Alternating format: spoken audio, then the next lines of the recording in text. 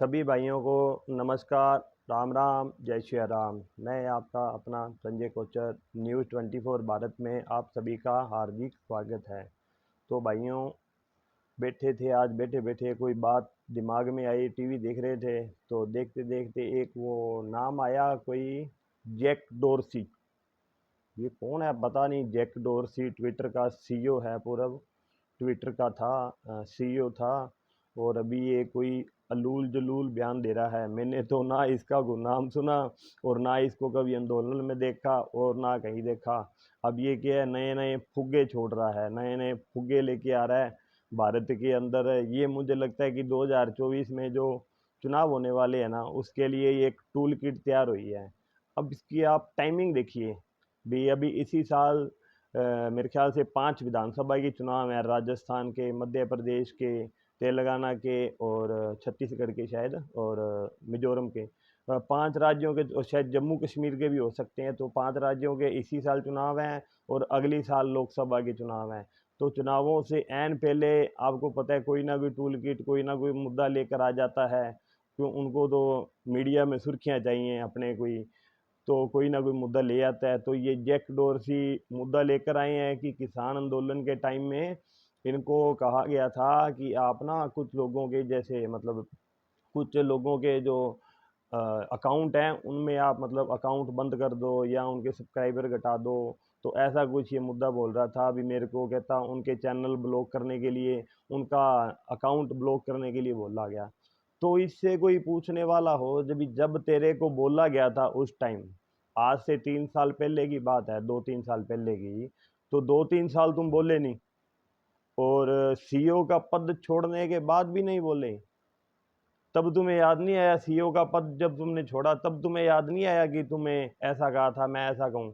अब चुनाव से ऐन पहले एक फुग्गा लेके आ गया, मेरे को ये बोला, मेरे को ऐसे बोला। बोला तो भाई उस टाइम तो बोल देता भी। हर आदमी के बोलने की आज़ादी है, तो उस टाइम बोल देता। तू तो ट्विटर का सीईओ था भी। आम आदमी भी अपनी बात रख सकता है, कोई भी आदमी हो, कॉमन आदमी हो, अपनी मीडिया में कोई ना कोई प्लेटफॉर्म पे बात रख सकता है। तो इतना बड़ा आदमी हो गया तब तू बोला नहीं। या तो उस टाइम तेरे मन में पाप था, या अब तेरे मन में पाप है, कोई ना कोई कहानी है ना।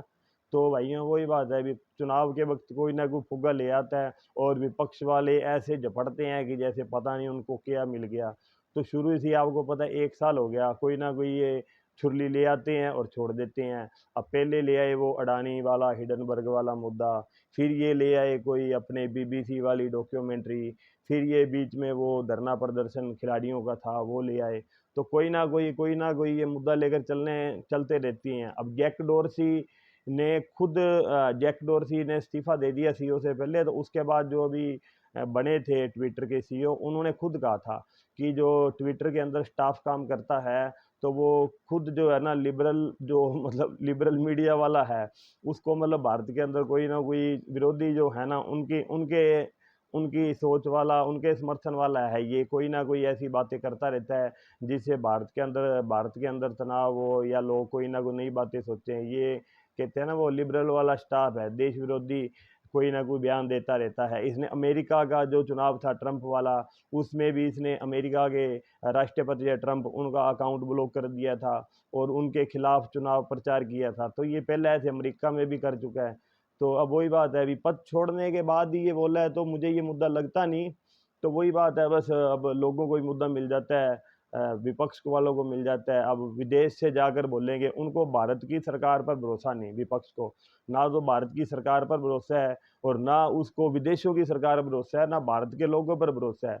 विदेश में जाएंगे तो देश का अपमान करेंगे, देश के विरोध में बोलेंगे। देश में आएंगे तो बट कभी बंटवारे की बात करेंगे, कभी क्या बात करेंगे। बस उनको तो कोई ना कोई मुद्दा चाहिए।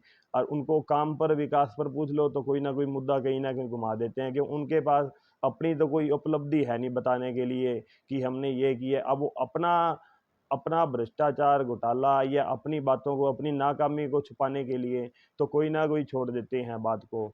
तो वो उनको कोई ना कोई मुद्दा तो मिल नहीं रहा नरेंद्र मोदी पर। वो कोई ना कोई भ्रष्टाचार का तो कोई कर नहीं सकते। क्यों, एक रत्ती भर भी, 1% का भी, 1% का 0.1% भी, कोई आदमी, मैं चैलेंज करता हूँ सारे विपक्ष को, 1% भी आप नरेंद्र मोदी के खिलाफ 1% भी कोई भ्रष्टाचार का आपको कुछ लगता है तो चैलेंज है, आप उसको प्रूफ करके दिखाओ। ये कर नहीं सकते तो कोई ना कोई छुरली ले आते हैं, उसको छोड़ ही देते हैं। अब ये टूल किट भाइयों, ये जो टूल किट है ये चलती रहेगी 2024 तक। मैं वैसे खिलाड़ियों की बात नहीं करता, महिला खिलाड़ी हम सम्मान करते हैं, सबका सम्मान है, दिल से सम्मान है। तो वैसे हम एक नॉर्मली बात कर रहे हैं, अभी सोचने वाली बात है, जब वो मेडल तराने गए थे, चलो मेडल तराने गए थे तो मेडल उन्होंने दिए किसको?